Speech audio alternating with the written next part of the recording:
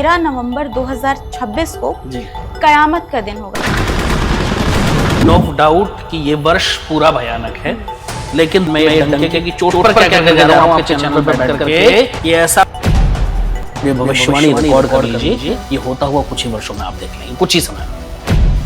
क्या दुनिया का अंत एक दिन में होना संभव है? मेरी ऐसी गणनाएं इशारा कर रही हैं कि ऐसा शास्त्रों में वर्णन मिलता है और कल की अवतार तो होना है। टाइम इतनी जल्दी गुजर रहा है ना कि वो पता भी नहीं चलता। सत्य यही है कि कलयुग में चीजें बहुत फास्ट हो जाएंगी। शनिदेव वक्री हो रहे हैं बिल्कुल 138 डेज के लिए। हाँ तो जी। क्या असर होने वाला है इसका? जिसके कर्म खराब हैं उनका हिसाब होना पक्का है। अपने आप को प्रिपेयर कर लो, तैयार हो जाओ दंडात्मक कार्रवाई के लिए। भी आने वाले समय में या कुछ सालों में देश आर्थिक संकट से जूझ सकता है। मंगल भारत की कुंडली में आर्द्रा नक्षत्र में बैठे हुए हैं और आर्द्रा नक्षत्र क्लीनिंग का नक्षत्र है, सफाई का नक्षत्र है। तो आप देखेंगे जगह जगह सफाई हो रही है। प्रॉब्लम किसके लिए होगी? हम सब लोगों के लिए, हम सब भारतवासियों के लिए। भारत का ही रुपया क्यों गिरा? आप डॉलर को बहुत नीचे आते देखेंगे और रुपए की वैल्यू बहुत मजबूत होगी। ये मैं डंके की चोट पर कह करके जा रहा हूँ।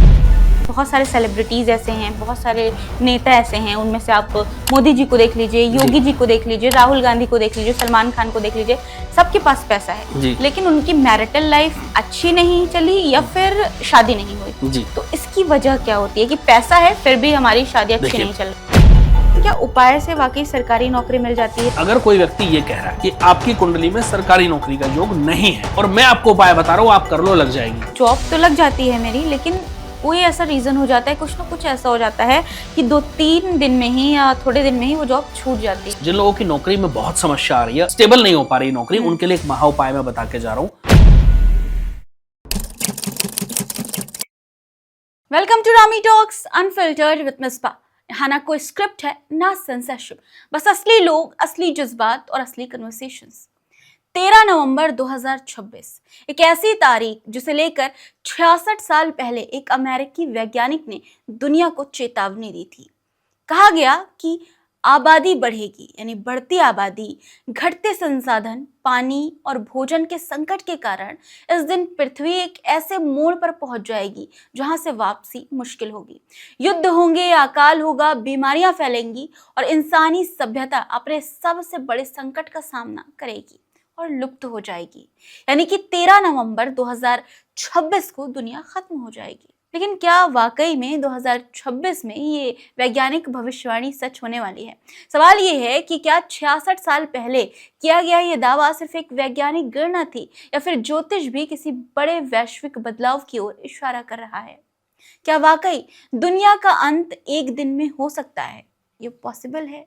क्या उच्च के गुरु, कुंभ का राहु और मीन का शनि मिलकर कोई नई कहानी लिखने वाला है जिसे अभी तक कोई समझ नहीं पा रहा है?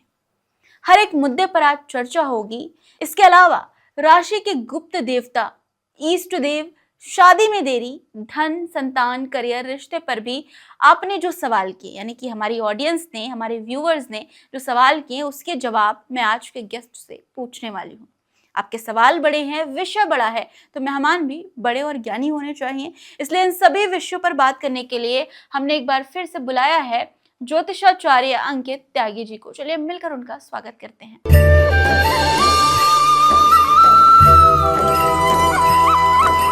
बहुत बहुत स्वागत है सर आपका रामी टॉक्स में। आपका बहुत आभार और सभी दर्शकों को मेरा जय श्री राम। बहुत तो ऑडियंस बोल रही थी आपको बुलाने के लिए, आज आखिरकार आप आ गए।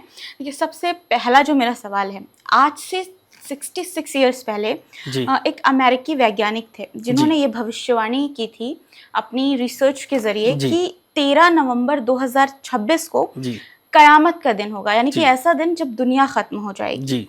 पानी का संसाधन नहीं रहेगा, भयंकर युद्ध होंगे, अकाल पड़ेगा, बीमारियां आएंगी और पर्यावरण पूरी तरह से तबाह हो जाएगा। उन्होंने ये कहा था। डेट है 13 नवंबर 2026। ये तो वैज्ञानिक की बात हो गई। 66 ईयर बाद अब 13 नवंबर आने वाला है। ज्योतिष के अनुसार अगर हम देखें तो ये नवंबर का महीना कितना भयानक होगा? नो डाउट कि ये वर्ष पूरा भयानक है, लेकिन दुनिया खत्म हो जाएगी, पानी नहीं बचेगा, सब खत्म हो जाएगा, ये सब मनगढ़ंत कहानियां हैं। और ये जिस भी वैज्ञानिक ने, मुझे नहीं पता कि किस वैज्ञानिक ने रिसर्च करी, किस बेस पर करी, तो मेरे पास उसका कोई आधार नहीं है ठोस। लेकिन मैं ये डंके की चोट पर क्या करके जा रहा हूँ आपके चैनल पर बैठ करके कि ऐसा कुछ भी नहीं होने वाला है। ये सिर्फ लोगों को डराने के लिए हर साल कुछ ना कुछ मनगढ़ंत कहानियां मार्केट में उतारी जाती हैं, दैट्स इट। उससे ज्यादा इसका कोई रेलेवेंस या कोई आधार मुझे नहीं नजर आता है। मेरी ज्योतिषीय गणना है, नो डाउट, मैं कब से कह रहा हूं कि 2026 बहुत अच्छा वर्ष नहीं है। 2026 परेशान करने वाला साल है, 2026 भूकंप का साल है, 2026 बहुत जनहानि का साल है, 2026 प्लेन क्रैशेस का साल है, मैंने हमेशा से बोला है, ठीक है। और प्लेन क्रैश हालांकि हर साल में भी होते ही रहते हैं, हाँ, बट जनरली भूकंप जो आते हैं उससे थोड़े बड़े भूकंप इस वर्ष मुझे आते दिख रहे हैं। कोई ना कोई बड़ी दुर्घटनाएं मुझे होती दिख रही हैं, नई नई पॉलिसीज, नए नए रिफॉर्म्स, ये सब 2026 में होते दिख रहे हैं। लेकिन दुनिया खत्म हो जाएगी, मैं चैलेंज कर रहा हूं, ऐसा कुछ नहीं होगा। 13 नवंबर को, ठीक है, ये तो उस टाइम की गणना के अनुसार उन्होंने कहा होगा। जी। मान लेते हैं दुनिया नहीं खत्म होगी, लेकिन जी। क्या वाकई में 2026 में इसके बाद कोई ऐसा साल होने वाला है जहाँ पर ग्रह और नक्षत्र ये बता रहे हैं कि भुखमरी जैसी स्थिति आएगी, बड़े युद्ध होंगे, जैसे वर्ल्ड वॉर 3 की प्रेडिक्शन की जा रही है। बहुत सारे लोग ये कह रहे हैं कि 35 तक तो वर्ल्ड वॉर होनी है। 2030-32 के आसपास मुझे कहीं ना कहीं दुनिया में थोड़ी तबाही दिखती है। मेरी ऐसी गणनाएं इशारा कर रही हैं कि 30-32 के आसपास मुझे विश्व युद्ध की थोड़ी आहट दिखती है, और कहीं ना कहीं थोड़ी परेशानी, चाहे वो भुखमरी हो सकती है या किसी एक कंट्री में लोगों को बहुत ज़्यादा परेशान हो जाना, उनके पास खाने के लिए अन्न ना बचना, पेट्रोल डीजल ना बचना, या फिर अन्य और समस्याएं उत्पन्न हो सकती हैं, ऐसा नजर आता है। लेकिन वो अभी लंबा समय है और उस पर अभी काफ़ी रिसर्च और काफ़ी गणनाएं होना बाकी है। ऐसा भुखमरी भारतवर्ष में मुझे दूर से दूर तक नहीं दिखता है, तो भारतवासियों को तो कम से कम चिंता करने की कोई आवश्यकता नहीं है। जैसे वैज्ञानिक ने कहा कि 13 नवंबर को दुनिया खत्म हो जाएगी। अगर हम वेदों की, पुराणों की बात करें या धार्मिक किताबों की बात करें, तो क्या दुनिया का अंत एक दिन में होना संभव है? दुनिया के अंत के बारे में क्या बताया गया है हमारे अच्छा, शास्त्रों की अगर हम बात करें, पुराणों की बात करें, तो शास्त्रों में तो स्पष्ट वर्णन मिलता है कि जब कलयुग का अंत होगा, जब कलयुग जो है घोर कलयुग की तरफ जाएगा, 4,32,000 वर्ष कलयुग की आयु बताई गई है, जिसमें से 5,500 वर्ष लगभग पूर्ण हो चुके हैं, तो अभी तो बहुत समय बाकी है। उस समय भगवान कल की अवतार लेंगे, जैसे भगवान राम का अवतार हुआ, भगवान कृष्ण का अवतार हुआ, ठीक है। और जितने भी दुष्ट आत्माएं हैं, जितने भी पापी लोग हैं, जो भी ऐसे लोग होंगे जिनकी वजह से दुनिया त्राहिमाम कर रही होगी, उन सब का वो अंत करेंगे, ऐसा शास्त्रों में वर्णन मिलता है। और कल की अवतार तो होना है, सनातन में ये लिखा है कई जगह, ठीक है। भगवान कृष्ण खुद क्या कर गए थे, मैं कलयुग में आऊंगा दोबारा, तो नो डाउट ये अवतार होना है, लेकिन उसमें भी काफी समय बाकी है। और उसमें भी ऐसा कुछ नहीं होगा कि सब कुछ खत्म हो जाएगा। भगवान केवल पापियों का ही नाश करेंगे, जो शुद्ध आत्माएं हैं, जो अच्छी आत्माएं हैं, वो पृथ्वी पर फिर से रहेंगी और फिर से एक नई जनरेशन आगे बढ़ेगी, मतलब एक नया युग आगे बढ़ेगा। कलयुग के बाद सतयुग खत्म नहीं आएगा। होने वाला, जी। सतयुग वापस से आएगा। बिल्कुल आएगा, निश्चित है। जैसे बहुत सारे लोग, ये मैं सुनती हूँ, बहुत सारे पॉडकास्ट देखती हूँ, तो ये जी। कहते हैं, कुछ लोग ये कहते हैं कि अभी तो कलयुग का जो शुरू ही नहीं हुआ है, कुछ लोग ये कहते हैं कि कलयुग खत्म हो चुका है। तो दोनों में क्या कंफ्यूजन है? जैसा मैंने बताया भी, कलयुग के लगभग 5,500 वर्ष पूर्ण हुए हैं। हाँ। तो और 4,32,000 साल आयु है कलयुग की, तो अभी तो स्टार्टिंग फेस है, स्टार्टिंग भी अच्छे से नहीं हुई है। आप सोचिए, कहाँ 4,32,000 वर्ष, कहाँ 5,500 वर्ष, तो बहुत स्टार्टिंग है, अभी तो बहुत इनिशियल फेस है, अभी घोर कलयुग आना तो बाकी है। कलयुग का समय कहा जाता है बहुत स्लो होगा, बहुत धीरा होगा, बहुत धीमे धीमे बीतेगा। तो अभी अगर हम देखें तो टाइम इतनी जल्दी गुजर रहा है ना कि वो पता भी नहीं चलता। ये आप यहाँ मैं आपको टोकना चाहूंगा, कलयुग में समय धीरे नहीं जल्दी बीतेगा, कलयुग में चीजें फास्ट होंगी, ऐसा शास्त्रों में वर्णन मिलता है, स्लो का वर्णन नहीं मिलता। मुझे नहीं पता कि कहाँ से वो, आपने शायद कहीं देखा होगा तभी आप पूछ रही हैं, बट सत्य यही है कि कलयुग में चीजें बहुत फास्ट हो जाएंगी, स्लो नहीं होंगी। तो कलयुग में जैसे आप हैं, हम हैं, या जितने भी आजकल की जनरेशन है, वो सब कलयुग में ही पैदा हुई है। तो इसके पीछे का क्या कारण है, हम क्यों कलयुग में ही आए? क्योंकि भाई इस समय चल ही कलयुग रहा है। अब सतयुग को तो बीते हुए सीधी सी बात है कितना समय हो गया, तो अब तो कलयुग ही चल रहा है ना भाई। सतयुग, द्वापर, त्रेता, 3 युग हुए। पहले सतयुग आया, ठीक है, फिर त्रेता आया, फिर द्वापर युग आया। द्वापर में भगवान कृष्ण ने जन्म लिया, ठीक है। उसके बाद में फिर अब कलयुग आया। तो जब जो चल रहा है उसी में ऑफ कोर्स हमारा जन्म हुआ, तो ये तो बड़ा लॉजिकल सा सवाल है कि भाई कलयुग में ही क्यों जन्मे, क्योंकि इस समय कलयुग का ही समय है, ठीक है। दूसरा, हम लोग कहीं ना कहीं हमारे पुराने कर्म तो रहे होंगे, कहीं ना कहीं संचित कर्म तो होंगे हमारे, जिनको ढोना है हमें निश्चित है। ऐसी पुण्य आत्माएं भी पृथ्वी पर होंगी जो सतयुग से सीधा सतलोक चली गई होंगी, या सीधा जो है बैकुंठ लोक की प्राप्ति उनको हो गई होगी, जिनको दोबारा वापसी नहीं आना पड़ेगा जन्म मरण के चक्कर में। लेकिन ये चक्कर जन्म मरण का छूटता नहीं है। ऐसा शास्त्रों में कई जगह वर्णन मिलता है। मैंने कई गुरुजनों से अपनों से सुना है जो कहते हैं कि जो पुण्य आत्माएं होती हैं वो भी एक निश्चित समय अवधि के बाद पुनः पृथ्वी पर जन्म लेती हैं और फिर से मानव जीवन जीती हैं, क्योंकि आत्मा का जो बंधन है, आत्मा की जो यात्रा है वो इसी प्रकार से चलती है, ऐसा शास्त्रों में बताया गया है। शनिदेव वक्री हो रहे हैं बिल्कुल 138 डेज के लिए, हाँ तो जी। क्या असर होने वाला है इसका? देखो, शनिदेव हमारे कर्मों के देवता है भाई। शनिदेव न्यायाधीश है। मैं हमेशा कहता हूं जिस जिसके कर्म खराब हैं उनका हिसाब होना पक्का है। अपने आप को प्रिपेयर कर लो, तैयार हो जाओ दंडात्मक कार्रवाई के लिए। जो लोग सोच रहे हैं ना कि हम बहुत बुरा कर रहे हैं, किसी को नहीं दिख रहा, शनिदेव सब देख रहे हैं। और जिस दिन शनिदेव की न्याय प्रक्रिया शुरू होगी, अभी वैसे ही शनिदेव मीन राशि में चल रहे हैं और मीन राशि राशि चक्र की अंतिम राशि है। इसके बाद वो मेष राशि में आएंगे और जब पहली राशि में आते हैं अंतिम राशि से, तो पुराना हिसाब चुकता करके आते हैं। अभी जो हालात चल रहे हैं देश और दुनिया के, आप देख रहे हैं युद्ध हो रहा है चारों तरफ, कभी सीज फायर होता है, युद्ध होता है, समझौता होता है, लेकिन कुछ बात नहीं बन पा रही है। तो अगर इन चीज़ों को देखें तो भारत की अगर हम बात करें, इन सब चीज़ों को देखकर आप देख रहे हैं महंगाई बढ़ रही है, पेट्रोल डीजल के दाम भी बढ़ गए, सोना स्टेबल नहीं है, कभी घट रहा है कभी बढ़ रहा है, और हर चीज़ के दाम बढ़े हुए हैं। तो ये सारी चीज़ें देखकर क्या आपको ऐसा लगता है कि अभी आने वाले समय में या कुछ सालों में देश आर्थिक संकट से जूझ सकता है? क्योंकि अभी आरबीआई की तरफ से ये कहा जा रहा है कि 500 के नोट भी वापस से वो होंगे, दोबारा प्रिंट होंगे, प्लास्टिक के नोट लाने की बात कही जा रही है। तो इन सब के पीछे की वजह? देखिए, नोट प्रिंटिंग जो होता है वो एक कंटिन्यूअस प्रक्रिया है। अभी कागज के बन रहे हैं, हो सकता है भविष्य में प्लास्टिक के लाने पर विचार हो रहा हो, ऐसी न्यूज मैंने भी सुनी है। तो वो तो एक अपनी नॉर्मल प्रक्रिया है, ठीक है। नोट तो हमेशा छपते ही हैं भाई, पुराने नोट खराब हो जाते हैं तो नहीं छपते हैं उसी नंबर के नोट। तो ये तो एक प्रक्रिया है जो चलती रहती है। बाकी आपने कहा इकोनॉमिकल ग्रोथ की बात करी या फाइनेंशियल क्राइसिस की बात करी, तो मैं क्राइसिस नहीं कहूंगा, बट मैं ये जरूर कहूंगा कि भारत की जो इकोनॉमिकल ग्रोथ है वो थोड़ी स्लो भी रहने वाली है 2026-27 में। ये मैंने 2025 में ही बोल दिया था कि 2026 में भारत की जो ग्रोथ स्पीड है वो उतनी अच्छी नहीं होगी, ये डेफिनेट है। तो वो मैं अभी भी कह रहा हूं, उसमें कोई दो मत नहीं है। लेकिन हाँ, कोई बहुत बड़ा संकट या कोई बहुत बड़ी त्रासदी स्पेशली भारत की फाइनेंशियल कंडीशन को लेकर के मुझे दूर से दूर तक नहीं दिखती है। भारत में रहने वाला हर व्यक्ति सुरक्षित है और अभी रहेगा। कोई प्रॉब्लम ऐसी दूर दूर तक मुझे नजर नहीं आती है। भारत की मंगल की महादशा चल रही है। मंगल भारत की कुंडली में आर्द्रा नक्षत्र में बैठे हुए हैं और आर्द्रा नक्षत्र क्लीनिंग का नक्षत्र है, सफाई का नक्षत्र है। तो आप देखेंगे जगह जगह सफाई हो रही है। जहां जहां अवैध धार्मिक स्थल बने हुए थे सरकारी जमीन पर, वो सब हटाए जा रहे हैं। अभी जो है बहुत सारे बांग्लादेशियों को वहां से निकाला गया, बंगाल से अभी भी निकाला जा रहा है। इनफैक्ट वो कह रहे हैं ना, डिटेक्ट और डिपोर्ट और एक और कोई शब्द है उनका, डिलीट समथिंग, ठीक है। तो वो सब हो रहा है। क्यों हो रहा है? क्योंकि ये भारत की भूमि है और ये सिर्फ इस पर हक भारतीयों का है, किसी और का खोना भी नहीं चाहिए। मैं तो हमेशा से एक वर्ड कहता हूं कि भाई जो हमारी भूमि है, जो भारत की भूमि है, उसमें मैं हूं, आप हैं, कोई भी हो सकता है। जिन्होंने यहाँ जन्म लिया है वो उनकी भूमि है, इसमें कोई दो मत नहीं है। लेकिन कोई बाहर से आकर के हमारे घर पर कब्जा करना चाहे तो उसकी बिल्कुल भी किसी भी कंडीशन में कोई भी जो है उसकी इजाजत नहीं होनी चाहिए, किसी भी परिस्थिति में, चाहे वो कोई भी हो। धर्मशाला थोड़ी है, हमारा देश है भाई, वो हमारे लिए है। और ये लोग क्या करते हैं, ये बाहर से आते हैं और हमारे ही संसाधनों पर खाते हैं। प्रॉब्लम किसके लिए होगी? हम सब लोगों के लिए, हम सब भारतवासियों के लिए। तो इसलिए तो बहुत जरूरी है, तत्काल सफाई होनी चाहिए। हालांकि मैंने बहुत पहले कहा था कि जब आर्द्रा नक्षत्र जो है उस समय मंगल आर्द्रा नक्षत्र में, और जब मंगल की महादशा आएगी तो क्लीनिंग होगी, और शनि जब अपनी मीन राशि में रहेंगे तो उस समय बहुत सफाई होगी, जो हो रही है और अभी ये चलेगी लगातार। अब मैं सवाल मेरा जो था वो पैसे रुपये को लेकर था और डॉलर को लेकर था। लोग आपने भी देखा होगा, हो सकता है ये बोल रहे हैं कि युद्ध तो सभी कंट्री के लिए था, लेकिन भारत का ही रुपया क्यों गिरा? हाँ। क्यों?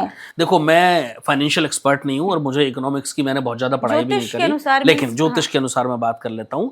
अभी की जो परिस्थिति है, मैं आपको ये बता दूं कि अगले कुछ ही समय में, बहुत ज्यादा समय नहीं, अगले हो सकता है अगले कुछ वर्षों में आप डॉलर को बहुत नीचे आते देखेंगे और रुपए की वैल्यू बहुत मजबूत होगी। ये मैं डंके की चोट पर कह करके जा रहा हूँ और ये भविष्यवाणी रिकॉर्ड कर लीजिए। ये होता हुआ कुछ ही वर्षों में आप देख लेंगे, कुछ ही समय में। कुछ वर्ष मतलब एक हो सकता है कुछ समय में भी देखें। डॉलर की अकड़ 2026-27 में ढीली होती दिखती है मुझे। और ट्रम्प क्या कर?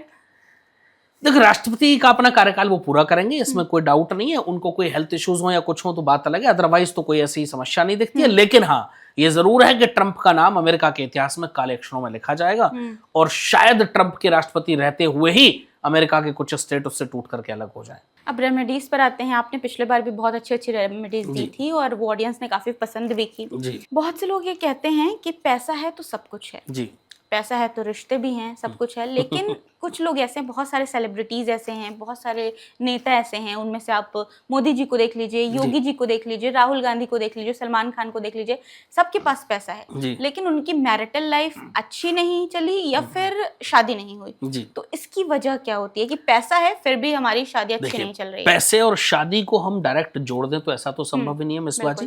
पहली बात तो शादी करना या ना करना किसी व्यक्ति का अपना डिसीजन हो सकता है, और उसको हम ये जोड़ें कि उसको पैसे से कोई संबंध नहीं। दूसरा, कुंडली के ग्रह, नो डाउट आपकी कुंडली में ऐसे योग 100% होते हैं जो आपको शादी के उसमें कहीं ना कहीं बाधा बनते हैं, आपकी शादी नहीं होने देते, डिले होती है या नहीं होती है या होने के बाद भी टूट जाती है। और ये कोई नया विषय नहीं, एक ज्योतिष के लिए बड़ा आसान विषय है। कोई भी अच्छा ज्योतिष आपकी कुंडली पढ़ के बता सकता है कि आपकी शादी में दिक्कत आएगी, आपकी शादी होगी या नहीं होगी, होगी तो लेट होगी, कब होगी, किस समय के दौरान होगी। ये बताना ज्योतिष के लिए कोई बड़ा विषय नहीं है, बहुत आसान विषय है।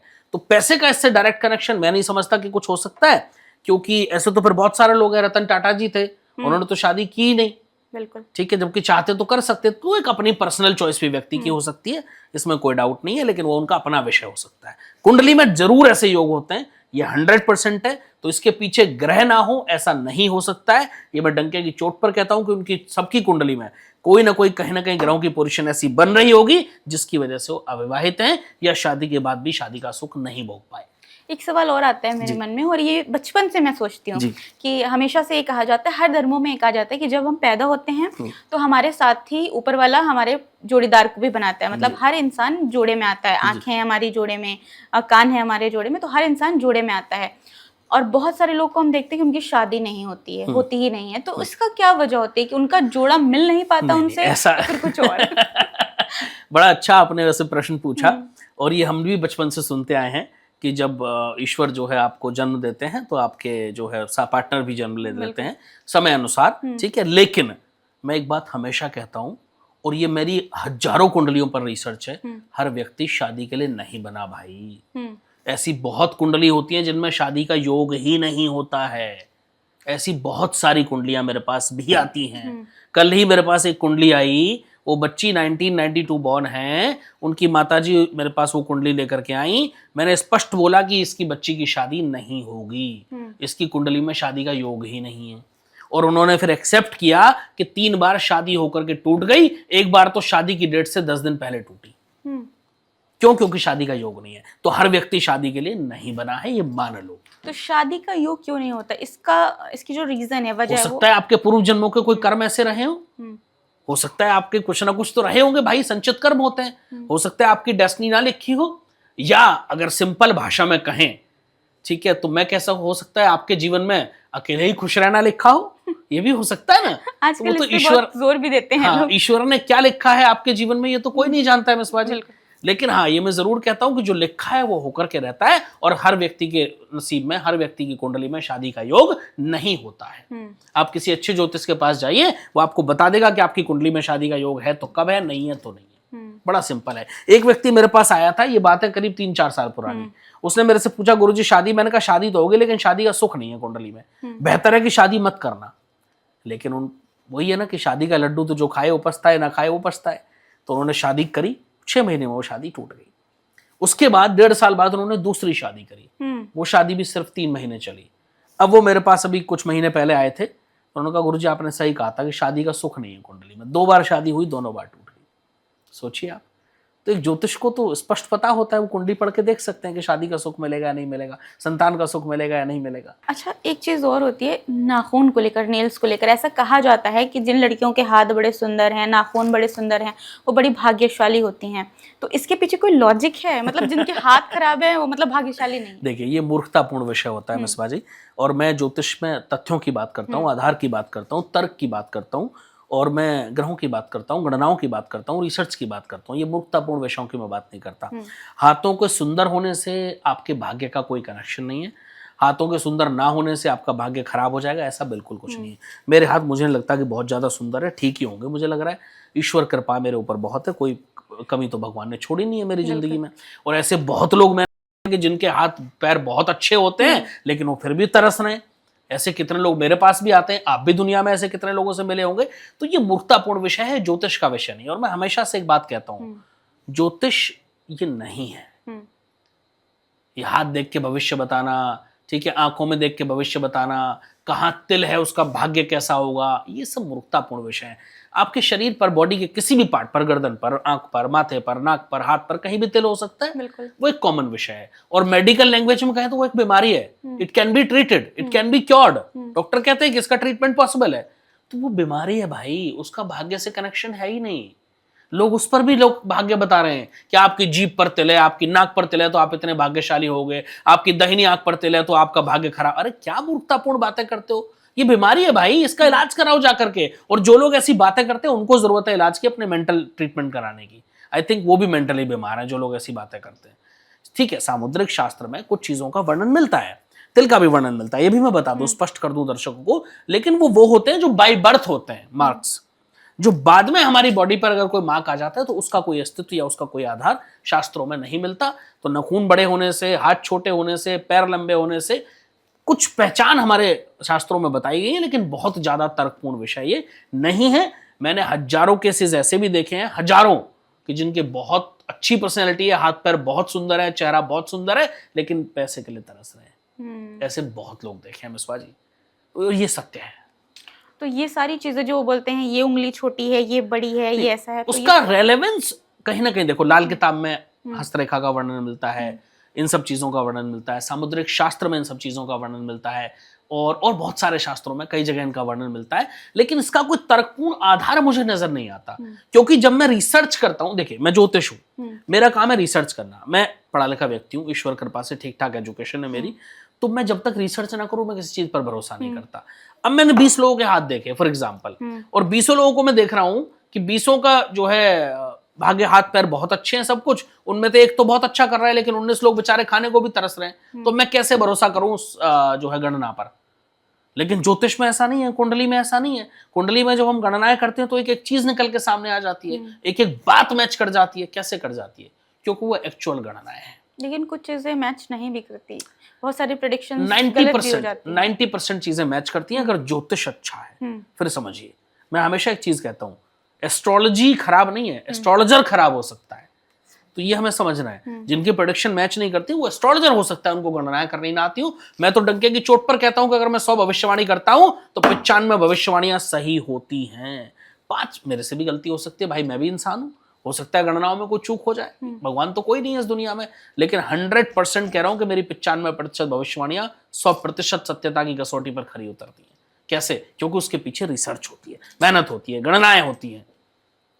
पिछले बार आपने कहा था स्विच वर्ड जैसी कोई चीज नहीं होती, बिल्कुल नहीं स्विच वर्ड्स पे हम लोगों ने बात की थी, तो ठीक है स्विच वर्ड्स नहीं होता, लेकिन स्विच वर्ड के जिन चीजों के लिए, जिन प्रॉब्लम्स के लिए स्विच वर्ड बताया जाता है, उन्हीं प्रॉब्लम्स के लिए हमारे ग्रंथों में कोई उपाय होंगे। हाँ, बहुत सारे, बिल्कुल जैसे क्वेश्चंस लोग करते हैं आजकल कि सरकारी नौकरी के लिए मुश्किल है, सरकारी नौकरी मिलना, बहुत मेहनत करनी पड़ती है, लेकिन क्या उपाय से वाकई सरकारी नौकरी मिल जाती है ज्यादा मेहनत किए बिना? चलो मैं बता देता हूँ।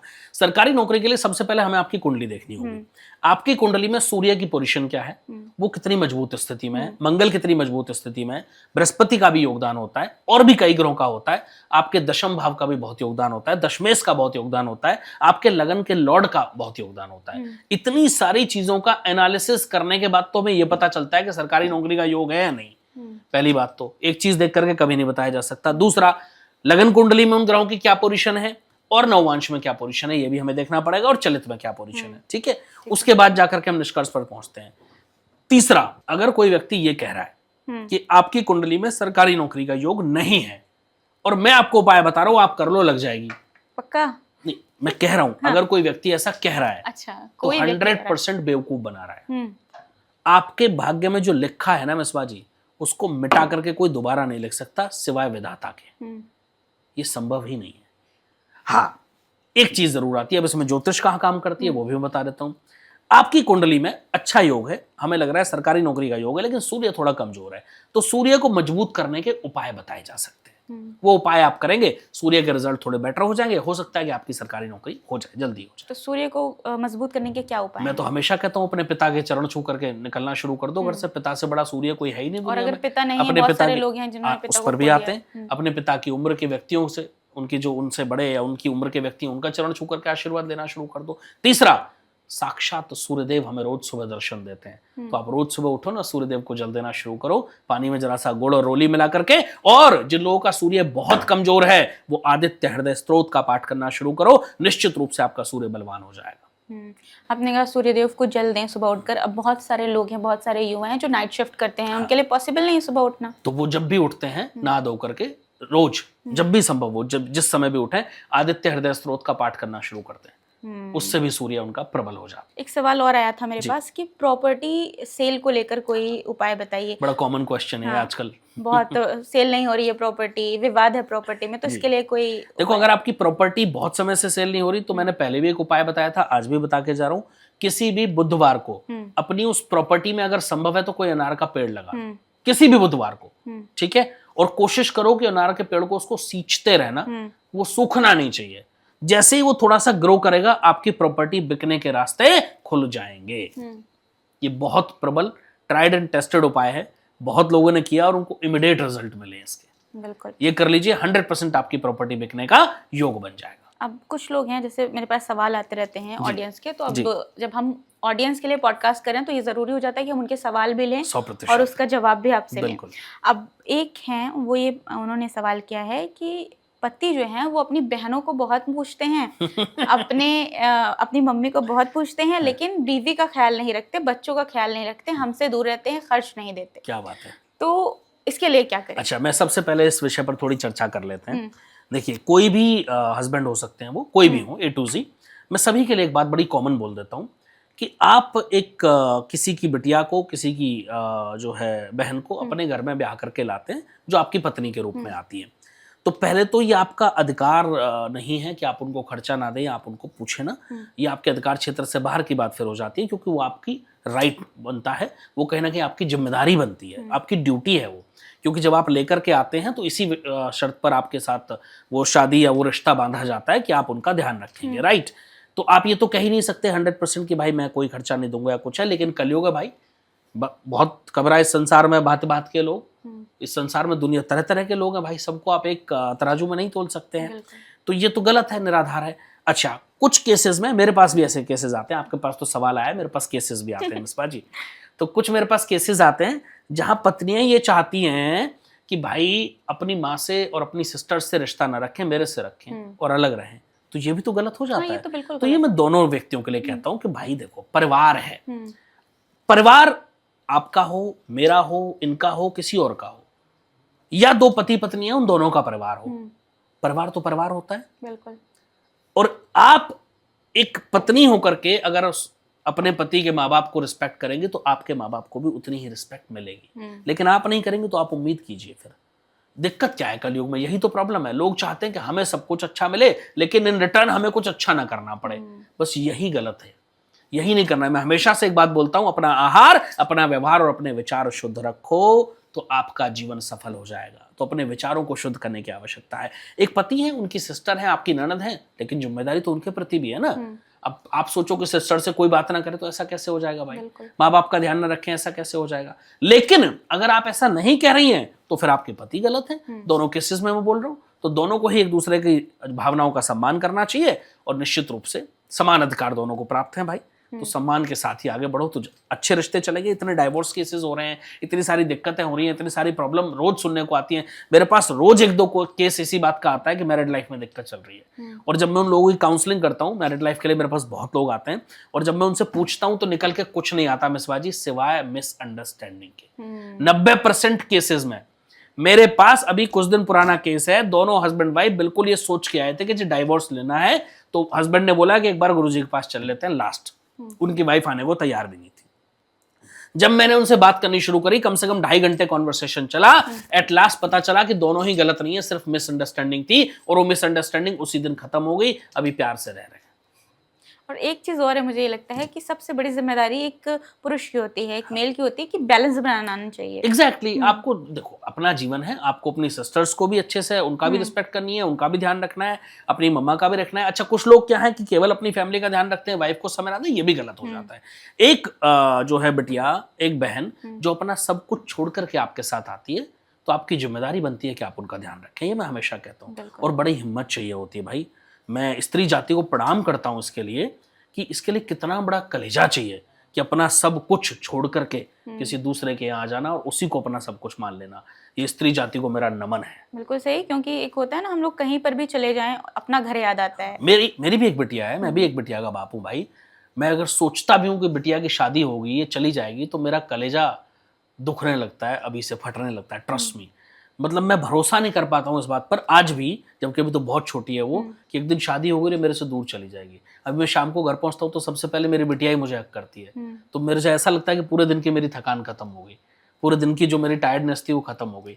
और जब मैं ये सोचता हूँ कि इसकी शादी हो गई या दूसरे घर चली जाएगी, तो मेरा कलेजा हिल जाता है आज भी।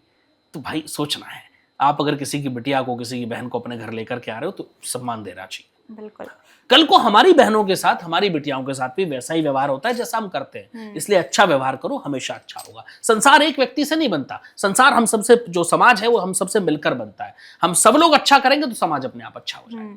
अब एक जॉब के लिए आपने पिछली बार उपाय बताया था, अब कुछ लोग ये पूछ रहे हैं कि जॉब तो लग जाती है मेरी, लेकिन कोई ऐसा रीजन हो जाता है, कुछ ना कुछ ऐसा हो जाता है कि 2-3 दिन में ही या थोड़े दिन में ही वो जॉब छूट जाती है, स्टेबिलिटी नहीं आ पाती, अनस्टेबल हो जाती है। जो जिन लोगों की नौकरी में बहुत समस्या आ रही है, अनस्टेबिलिटी बहुत ज्यादा है, स्टेबल नहीं हो पा रही नौकरी, उनके लिए एक महा उपाय मैं बता के जा रहा हूँ। जरूर कर लीजिएगा, विश्वास कीजिएगा कि आपका जीवन परिवर्तित तो हो जाएगा। क्या करना है इसको, आपको 7 बुधवार लगातार गणपति जी को 2 पान ले जाओ, मीठे वाले जो पान जो गणपति जी को भोग लगता है। अगर आपको न मिले तो एक पान का पत्ता ले लो, उस पर चूना कत्था नहीं लगाना होता है, ये ध्यान रखना है भाई। और उस पर थोड़ी सौंफ रख लो, थोड़ी मिश्री रख लो, और थोड़ी सी इलायची रख लो, लौंग रख लो, और उसको आप गणपति जी को चढ़ा दो। 2 पान मंदिर में चढ़ाओ, पुजारी जी से प्रार्थना करो कि भाई एक इसमें से मुझे वापस दे दो, वो आप खा प्रसाद के रूप में ग्रहण कर लो। 7 बुधवार कर लेना, आपके सारे संकटों का नाश हो जाएगा। और गणपति जी ऐसी वृद्धि करेंगे आपकी जो है करियर में, ऐसी वृद्धि करेंगे कि जो आपने कभी सोचा नहीं होगा।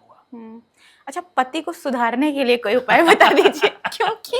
क्योंकि लोग ये कह रहे हैं, भाई मेरा पति सुनता तो है, सब कुछ तो करता है, कुछ लोग ये कह रहे हैं कि मेरा पति तो कमाने नहीं जाता। आज आप सारे उपाय मैं सब लेकर जाऊंगी, क्योंकि मेरे पास बहुत सारे क्वेश्चंस आते हैं और रिपीट में आते हैं। वो आप ये पूछे, ये पूछे, ये पूछे। अब सब तो नहीं पूछ सकते, लेकिन जो मुझे लगता है कि ये वाकई लोगों की परेशानी का विषय है, वो मैं सोचती हूँ कि पूछूं। तो पति को सुधारने का उपाय बताइए। देखो, मैं एक बहुत स्पष्ट बात कह देता हूँ, किसी को सुधारा या बिगाड़ा नहीं जा सकता, ये इंसान का अपना नेचर होता है, ठीक है। अब किसी का नेचर ही ऐसा है तो उसमें तो कोई कुछ नहीं कर सकता। लेकिन मैं ये जरूर कहता हूं कि भाई जब शादी कर रहे हो ना, उसी समय कुंडली दिखा लो ना किसी अच्छे ज्योतिष को, तो ये नौबत ही नहीं आएगी।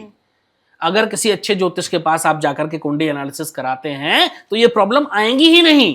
तो हम जड़ पे काम क्यों नहीं करते?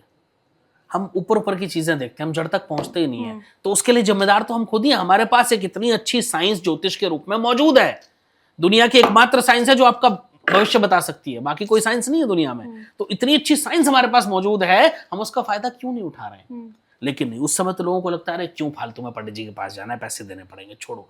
जब मैरिड लाइफ में दिक्कत आती है फिर आते हैं वही लोग भाग करके। तो मैं वही कहता हूँ भाई, पहले से पहले ही चीजों को अच्छा करो, किसी को बाद में सुधारा है बिगाड़ा नहीं जा सकता है। जो जिसका नेचर है वो तो रहने वाला है। लेकिन यहाँ पे मुझे लगता है कि जब भी शादी होती है हिंदू धर्म में, तो वो कुंडली तो दिखाते हैं पहले। सब लोग नहीं दिखाते, नहीं, ज्यादातर लोग दिखाते हैं। अभी लोग फिर भी जागरूक हो गए, पहले तो काफी लोग नहीं दिखाते थे। अभी भी बहुत लोग नहीं दिखाते हैं मिसवा जी। मेरे पास बहुत केसेस आते हैं हर महीने के, बता रहा हूँ, बहुत सैकड़ों केसेस हैं जो आते हैं और कहते हैं जी हमने शादी से पहले कुंडली नहीं मिलाई थी। सैकड़ों केसेस हर महीने।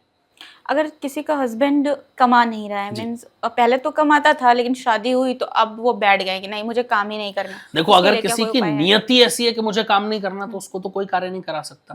2 चीजें होती है मिसवा जी, एक तो आप करना ही नहीं चाहते हैं, तो उसमें तो क्या मैं कर लूंगा और क्या कोई और कर लेगा। आप अगर आज पॉडकास्ट करना बंद कर दें और आप कहते हैं मुझे तो करना ही नहीं है, तो इसमें मैं लाख उपाय भी करा लूं, कोई फायदा नहीं होने वाला है। लेकिन एक है कि आप करना तो चाह रही हैं लेकिन आपके काम हो नहीं रहे। आप इंटरव्यू देने जा रहे हैं लेकिन नौकरी लग नहीं रही है, आप बार बार ट्राई कर रहे हैं कोई काम लेकिन असफल हो जा रहे हैं, उस केस में हम ज्योतिष के उपाय कर सकते हैं और वो 100% काम करते हैं। लेकिन अगर कोई करना ही ना चाहे तो उसका कोई उपाय नहीं है, क्योंकि भाई कर्म को तो प्रधानता दी गई है हमारे शास्त्रों में भी। और मैं तो हमेशा कहता हूं 50% हमारे कर्म और 50% हमारे ग्रह नक्षत्र दोनों मिलकर के ही हमारे भाग्य का निर्धारण करते हैं। बहुत सारे ऐसे युवा हैं जो शादी तो कर लेते हैं या फिर रिलेशनशिप में होते हैं लेकिन फैमिली एक्सेप्ट नहीं करती। अब यहाँ पे एक ने पूछा भी है कि रिलेशनशिप में अगर फैमिली स्वीकार ना करे तो उसके लिए क्या कोई उपाय है? फैमिली को मनाना चाहिए, उससे बेहतर और कोई उपाय नहीं हो सकता। और मैं हमेशा कहता हूँ आप लव मैरिज कीजिए, मुझे कोई प्रॉब्लम नहीं है उसमें, लेकिन अपने परिवार को बना करके कीजिए, अपने परिवार को विश्वास दिलाइए ना। अगर आप वास्तव में किसी से प्रेम करते हैं और आपको लगता है कि इंसान बहुत अच्छा है, तो आप अपने परिवार को विश्वास दिलाइए कि ये व्यक्ति वास्तव में अच्छा है, तो आपका परिवार भी मान जाएगा।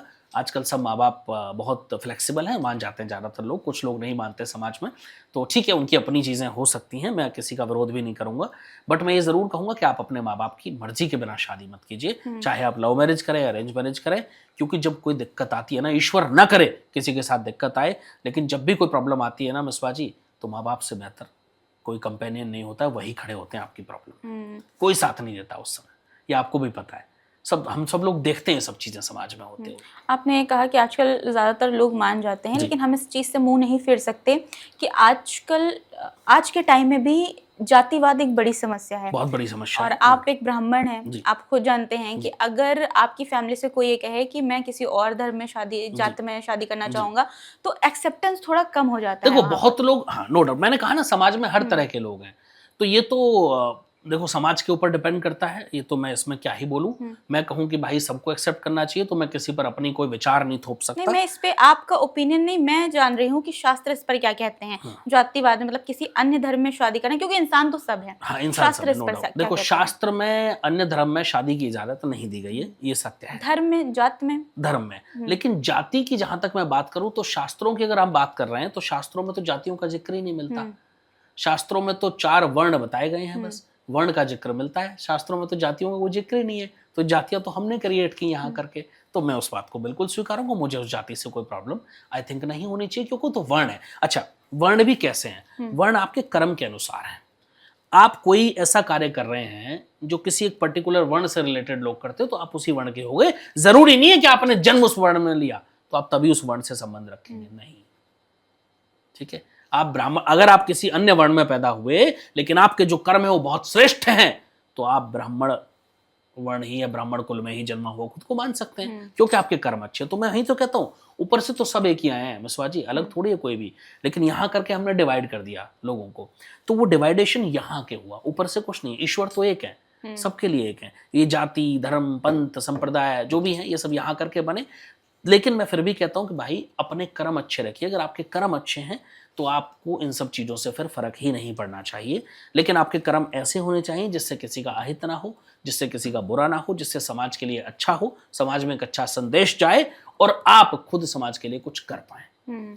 ये आपने बहुत अच्छी बात कही कि हम अगर किसी कुल में या कहीं पर जन्म ले रहे हैं, ये जरूरी नहीं हमारे कर्म अगर उससे मैच करते हैं, तो ये मुझे लगता है किसी ने कहा भी है। कई केसेस में मैंने देखा है मेरे सामने, मैं नाम नहीं लूंगा, एक एग्जांपल है जो हमारे मैं जानता हूं उनको पर्सनली, तो मैं बस ज़्यादा नहीं बताऊंगा कौन है।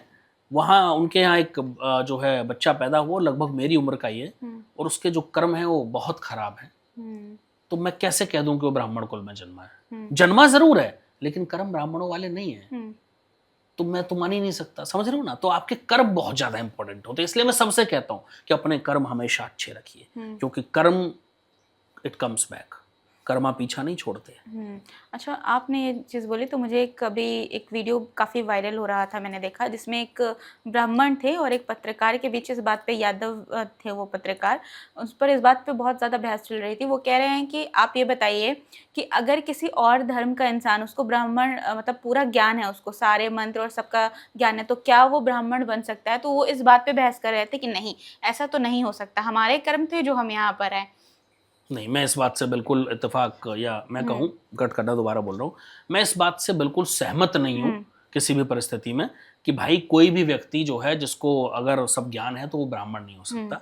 क्यों नहीं हो सकता है? हाँ ठीक है, ब्राह्मण कुल में जन्म लेने वाला व्यक्ति शास्त्रों में सर्वश्रेष्ठ बताया गया है, लेकिन जो कार्य ब्राह्मण कर रहे हैं, अगर वही कार्य वही किसी और जाति या किसी अन्य जो है पंथ का व्यक्ति करे और उसको प्रॉपर ज्ञान है, तो गलत कहाँ है उसमें? बिल्कुल। उसमें कोई गलत नहीं हो सकता 1% भी। लेकिन एक चीज फिर इसमें आ जाती है, वो फिर ब्राह्मण कुल की परंपराओं का पालन भी करे। अब यहां पर विडंबना क्या आती है वो भी मैं समझा देता हूं। एक व्यक्ति किसी भी पंथ में या किसी भी संप्रदाय में पैदा हुआ, उसने ज्योतिष सीख ली, उसने मंत्र सीख लिए, उसने कर्मकांड सीख लिया और वो शादी विवाह करा रहा है, लोगों के घर में जाके कथा हवन कर रहा है। लेकिन उस शाम को अगर कर्म खराब कर रहा है और शराब पी रहा है या मांसाहार कर रहा है, तो आपको लगता है कि वो ब्राह्मण हो सकता है? नहीं हो सकता।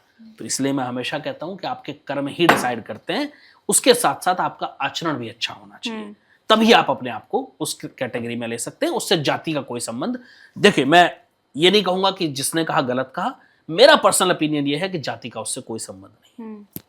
अगर आपकी तरह ही सब सोचने लगे तो मुझे लगता है ये जो जातिवाद की समस्या है वो देश से खत्म हो जाएगी। मैं तो चाहता हूँ दुनिया से खत्म हो। अब पढ़ाई में तेज करने के लिए बच्चों को कोई उपाय बताइए, क्योंकि आजकल आप देखते हैं बच्चे फ़ोन में हमेशा लगे रहते हैं, इतने ज़्यादा लगे रहते हैं कि एक छोटा सा बच्चा अगर आप उससे बात कर रहे हैं और वो फ़ोन देख रहा है तो आपकी तरफ देखेगा भी नहीं। तो बच्चों का पढ़ाई पर फोकस कराने के लिए क्या उपाय होगा? बच्चा अगर आपका नहीं पढ़ रहा है, बहुत कोशिश आपने कर ली, बहुत सारे प्रयास कर लिए, बहुत सारे उपाय कर लिए, फिर भी आपके बच्चे का पढ़ाई में मन नहीं लग रहा है, तो इसके लिए 2 उपाय मैं बता करके जा रहा हूँ। पहला तो जो आपका बच्चा जहाँ पढ़ता है वहाँ 2 मोरपंख जरूर लगा दो, या उसके स्कूल बैग में भी आप रख सकते हो छोटा सा मोरपंख, नहीं तो जो उसकी स्टडी टेबल है वहाँ लगा दो अगर स्कूल बैग में नहीं रख सकते। दूसरा, रोज सुबह जब आपका बच्चा स्कूल जाता है तो आप कोशिश करो, स्कूल जाने से पहले हर बच्चा स्नान करता है, जब वो बच्चा नहाता है तो उसके पानी में, जो नहाने का पानी है, उसमें 2 बूंद गंगा जल अवश्य डाल दो। ये बहुत छोटा उपाय है लेकिन इसके रिजल्ट बहुत अमेजिंग है। ये करना शुरू करो। मैं निश्चित रूप से कह रहा हूँ आपका बच्चे का झुकाव परिवार की तरफ बढ़ जाएगा, उसकी सोच अच्छी हो जाएगी और उसका पढ़ाई में मन लगना शुरू हो जाएगा। एक बात कहते हैं कि जो काशी में जन्म लेता है वो शिव जी का प्रिय होता है, मतलब जितने लोग काशी में जन्म लिए हैं वो सब शिव जी के प्रिय हैं। इसी तरह ये भी कहा जाता है कि हर राशि के विशेष मंदिर होते हैं, मतलब एक ये बोलते हैं ना कि अगर आप इस राशि से हैं तो आपको इस मंदिर जाना चाहिए इस लाइफ में एक बार, तो आपको फल मिलेगा। ऐसा बिल्कुल भी नहीं है, ये बात निराधार है कि किसी राशि वाले व्यक्ति को किसी विशेष मंदिर में जाना चाहिए। नहीं, ईश्वर एक है और वो सबके लिए है, वो आपके लिए भी है, वो मेरे लिए भी है, वो बाकी पूरी दुनिया के लिए भी, राइट। तो उससे राशि का, नक्षत्र का कोई संबंध नहीं है। अगर मैं हनुमान जी की आराधना करता हूँ, मैं प्रभु श्री राम को मानता हूँ, मैं भगवान कृष्ण के मंदिर जाता हूँ, मैं माँ दुर्गा को शीश नवाता हूँ, तो उससे मेरी राशि का कोई संबंध नहीं है, और ना ही ऐसा ज्योतिष शास्त्र में या शास्त्रों में कहीं कोई वर्णन मिलता है। अगर कोई ये कह रहा है कि किसी पर्टिकुलर राशि वाले को दुर्गा माँ की सेवा करनी चाहिए, इस राशि वाले को हनुमान जी की करनी चाहिए, वो खाटू श्याम जी नहीं जा सकता, या वो कहीं और मथुरा वृंदावन नहीं जा सकता, तो ये मूर्खतापूर्ण विषय है। ईश्वर तो वही है, वही विष्णु जी थे, वही राम रूप में आए और वही कृष्ण रूप में आए, वही आगे कल के रूप में आएंगे, अलग कहाँ है भाई।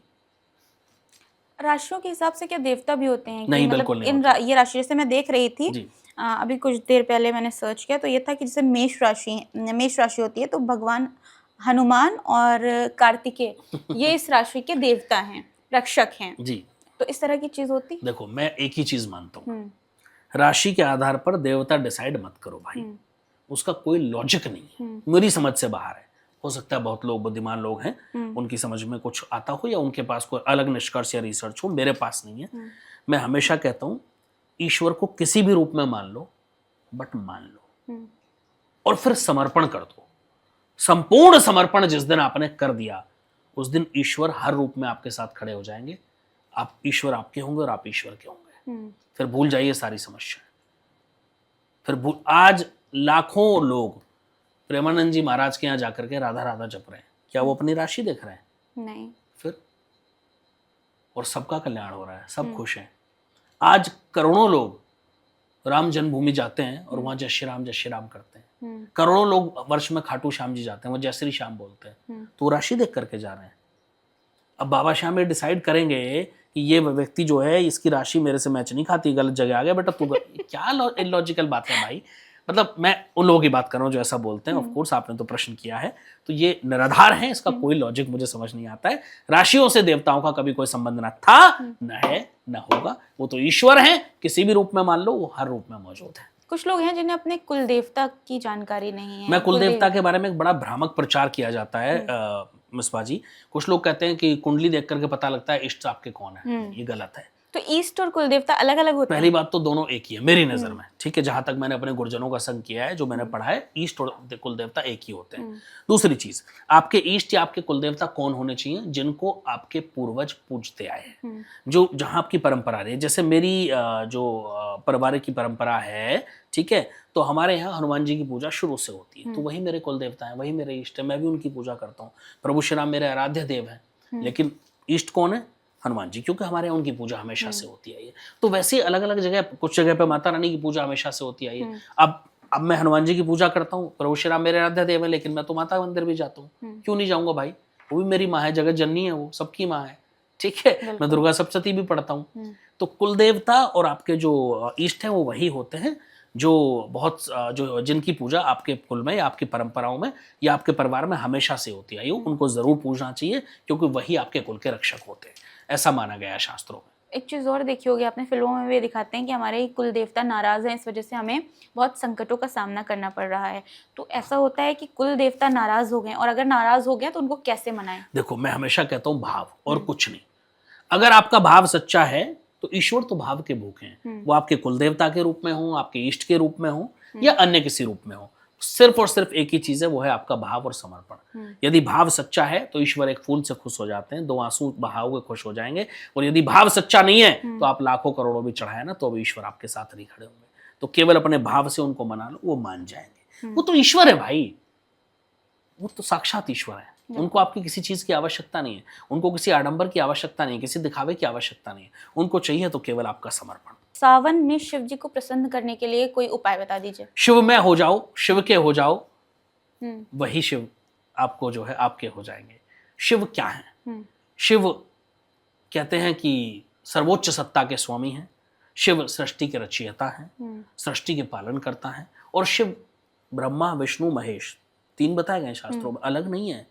जब पृथ्वी की रचना करनी है तो वही ब्रह्मा है, जब पालन करना है तो वही विष्णु है, और जब संहार करना तो वही शिव है। इसलिए बोलते हैं कि शिव ही आदि है, शिव ही अंत है, सब शिव ही हैं। तो शिव को प्रसन्न करने, शिव भोलेनाथ है। शास्त्रों में उनको आसान देवता कहा गया, क्योंकि बहुत आसानी से मान जाते हैं वो। एक लोटा जल में भी, 1 लोटा जल में भी वो मान जाते हैं। तो मैं हमेशा कहता हूं कि शिव को प्रसन्न करने के लिए कोई विशेष आडंबर नहीं करना, लेकिन हाँ, उनको जो चीज प्रिय है उनका भोग लगाओ, उनको भांग धतूरा ये सब प्रिय है वो लगाओ, और जल चढ़ाओ। नियम से आप शिवलिंग पर अगर 1 लोटा प्लेन जल भी चढ़ाना शुरू कर देंगे तो आप अपने भाग्य में कुछ ही महीनों में परिवर्तन देख लेंगे। मतलब यही उपाय है। अगर मान लीजिए शिव पूरे सावन आप अपने घर से जाओ, नंगे पैर जाओ, 1 लोटा जल लेकर के जाओ अपने घर से, और जा करके शिवलिंग को चढ़ाओ अच्छे से। उसके बाद जो जलेहरी से जल गिर रहा होता है, 2-4 बूंद उस लोटे में वापस ले आओ, खाली लोटा नहीं लाते, और लाके अपने घर में छिड़क देना। कुछ महीने कर लेना, भाग्य बदल जाएगा। तो इससे सब कुछ शांति होगी, घर में सारी पैसे समस्याओं का अंत हो जाएगा। करके देख लो, शिव ही तो सब कुछ है। थैंक यू सर, बहुत अच्छा लगा आपसे बात करके। और मुझे लगता है कि ज्यादातर सवाल जो मेरी ऑडियंस पूछती है वो आज आपने कवर आज कर आपने दिए। सारे ऑडियंस के सवाल ही कवर किए। चलिए, बहुत आभार आपका, और सभी दर्शकों को मेरा जय श्री राम। इसलिए भी कवर किए हैं सर, क्योंकि हमेशा सवाल आते हैं, अगर हम किसी के लिए काम करें और उसके जरूरी है। सवाल ही ना लें तो बहुत ही फिर नहीं, गलत हो बहुत जाएगा। आवश्यक है। और मैं कहता हूँ दर्शकों के अगर सवाल आते हैं तो आप अगली बार भी एक लिस्ट बना करके लाइएगा और बिल्कुल पूछेगा, मैं स्वागत करूंगा। Thank you sir. जय श्री राम।